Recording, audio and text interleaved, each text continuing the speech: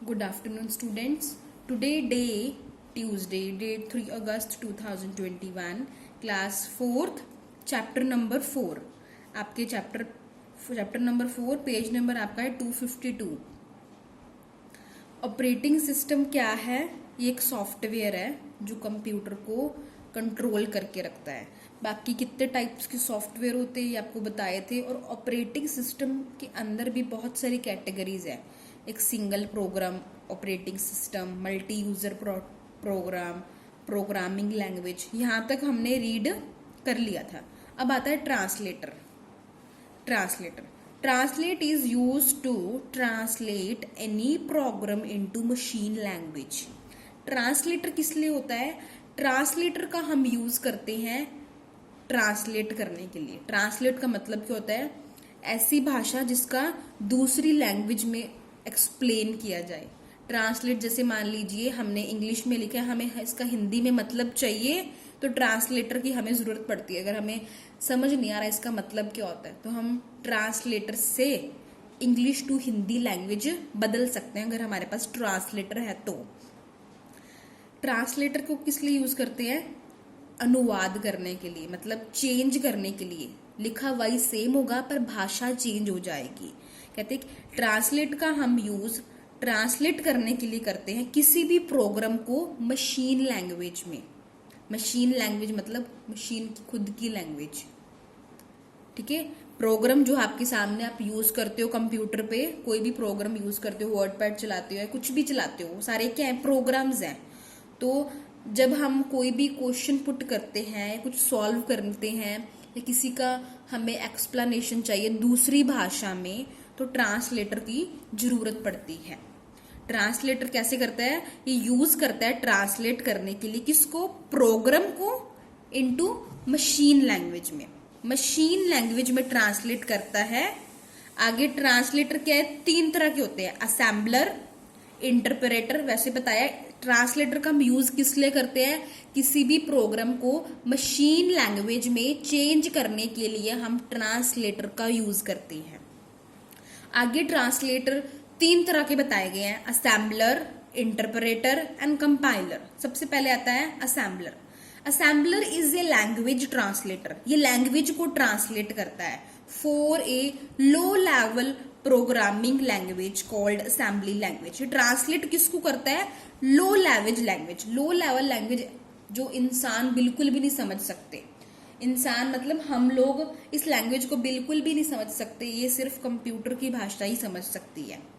ठीक है. ये लो लेवल प्रोग्रामिंग जो ये लैंग्वेज है ये सिर्फ उसको ट्रांसलेट करता है. कौन? असेंबलर. असेंबलर क्या है? ट्रांसलेटर ही है जो सिर्फ लो लेवल प्रोग्रामिंग में लैंग्वेज को ट्रांसलेट करता है, जिसे असेंबली लैंग्वेज भी बोला जाता है.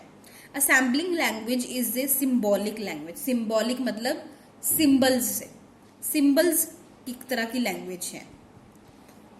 आगे है interpreter. Interpreter translate and execute each program statement one at a time. कहते जो इंटरप्रिएटर होता है ये ट्रांसलेट तो करता है, एग्जीक्यूट होता है, ट्रांसलेट करके हमारे सामने लेके आता है. ट्रांसलेट करके हमारे सामने आ जाता है हर प्रोग्राम को statement one at a time. एक ही टाइम पे ये एक ही स्टेटमेंट, एक स्टेटमेंट मतलब एक ही लाइन को हमारे सामने ट्रांसलेट करता है. एक ही लाइन को एक ही टाइम पे एक ही लाइन को हमारे सामने भाषा को बदल के ट्रांसलेट करके हमारे सामने शो करता है. कौन? इंटरप्रिएटर. ये एक टाइम पे एक ही लाइन का अनुवाद करता है. एक ही टाइम पे एक ही लाइन हमारे सामने भाषा चेंज करके देता है. आफ्टर एक्सक्यूशन भाषा आपके सामने वो ट्रांसलेट होके आ गई. स्टेटमेंट मतलब एक लाइन जब चेंज होके आ गई, the translation of a statement is removed. जो एक लाइन आपके सामने भाषा चेंज होकर आई, जब आपके सामने आ गई, आपने उसको रीड कर लिया, वो साथ की साथ क्या हो जाएगी? वो स्टेटमेंट रिमूव्ड हो जाएगी, हट जाएगी from the memory. From the memory मतलब ये सेव नहीं होती है, आपके सामने आएगी, आपको उसका मतलब बताएगी और फिर वो रिमूव हट जाएगी. मतलब एक तरह का डिलीट समझ लो, साफ होगी, डिसअपेयर होगी. साफ होगी। अब बस आपके सामने एक बार आई, आपने उसको पढ़ लिया तो डिलीट करने की जरूरत नहीं पड़ती, अपने आप हो जाती है। And next statement is loaded for translation. एक स्टेटमेंट आई, आपने पढ़ ली, उसके बाद जो नेक्स्ट लाइन में जो लिखा है उसको ट्रांसलेट आपके सामने, नेक्स्ट स्टेटमेंट ट्रांसलेट होकर आपके सामने आ जाएगी। मान लीजिए ये कुछ मैंने बहुत सारा लिखा हुआ है, पहले आपके सामने एक लाइन आएगी, इसका अनुवाद करेंगे, मतलब इस स्टेटमेंट को ट्रांसलेट करके आपके सामने आ जाएगा। आपने लाइन पढ़ ली तो ये मतलब उड़ गई, हट गई। उसके बाद नेक्स्ट लाइन आपके सामने आ जाएगी। किसके अंदर ऐसे होता है? इंटरप्रेटर के अंदर। Translation is required if program is executed again. Translation हमें तभी चाहिए अगर प्रोग्राम को हमें दोबारा देखना है। दोबारा अगर हम इसमें इस इंटरप्रेटर, जैसे ट्रांसलेटर है, इंटरप्रेटर क्या है? ट्रांसलेटर। अगर हमें वही चीज दोबारा चाहिए, ये दोबारा नहीं लाके दे सकती। इसके अंदर एक नेगेटिव चीज यही है। Therefore, interpreter has limitation that it forget translation after execution of the statement। जब आपके सामने जो भी लाइन बदल कर आई, ट्रांसलेट होकर आपके सामने आई, आपने पढ़ ली, वो रिमूव हो जाएगी, डिलीट हो जाएगी, हट जाएगी। उसके बाद दोबारा अगर हमें वही चीज दोबारा चाहिए तो दोबारा लाना मुश्किल है। इसके अंदर एक नेगेटिव पॉइंट यही है।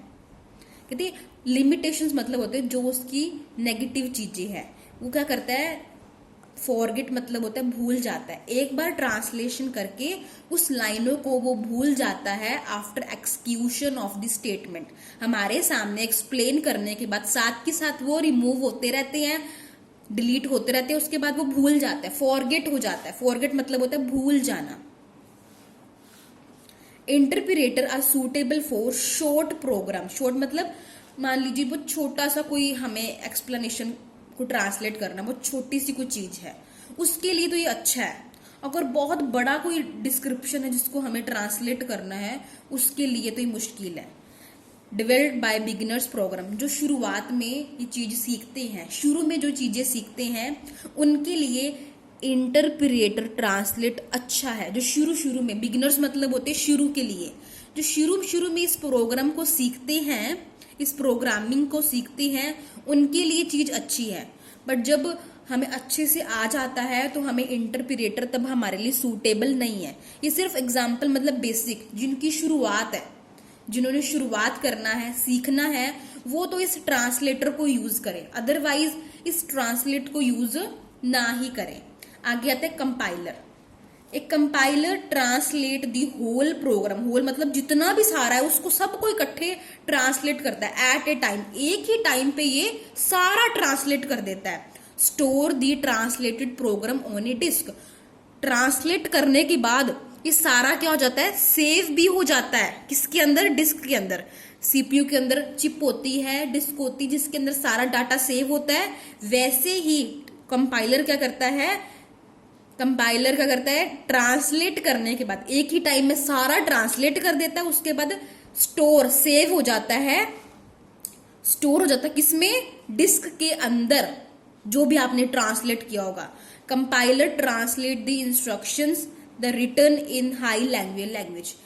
एक कंपाइलर पता है किसको ट्रांसलेट करता है? जो हाई लैंग्वेज होती है, हाई लेवल लैंग्वेजेस होती है, ये सिर्फ ज्यादातर ये उनको ट्रांसलेट करता है। और लैंग्वेज का नाम देखिए, लाइक कबोल एक लैंग्वेज का नाम है, फोर्ट्रान लैंग्वेज का नाम है, C++ लैंग्वेज का नाम है, एक्सेट्रा इंट्रो बाइनरी लैंग्वेज।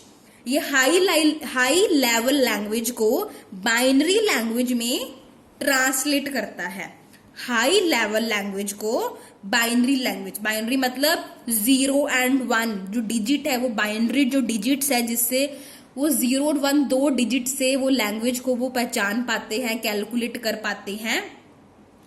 तो हाई लेवल लैंग्वेज ऐसी लैंग्वेज है जो कंप्यूटर तो समझता है, इस लैंग्वेज को थोड़ा बहुत हम भी समझ सकते हैं। पर जो लो लेवल लैंग्वेज होती है उसे ह्यूमन बीइंग का समझना थोड़ा डिफिकल्ट है। तो कंपाइलर क्या, एक ही टाइम पे सारा ट्रांसलेट कर देता है, और इंटरप्रेटर क्या है, एक टाइम पे एक ही लाइन को ट्रांसलेट करता है। इन दोनों में मेन ये डिफरेंस है। तो ज्यादा बेटर वैसे कंपाइलर हुआ, जो पर्सन नया सीख रहा है, नया शुरुआत है जिसकी, वो तो इंटरप्रेटर ट्रांसलेटर का यूज करे, और जिसको अच्छे से आ जाए उसके बाद वो कंपाइलर का ही यूज करे। ठीक है बेटा, next topic we will do tomorrow. Thank you, have a nice day.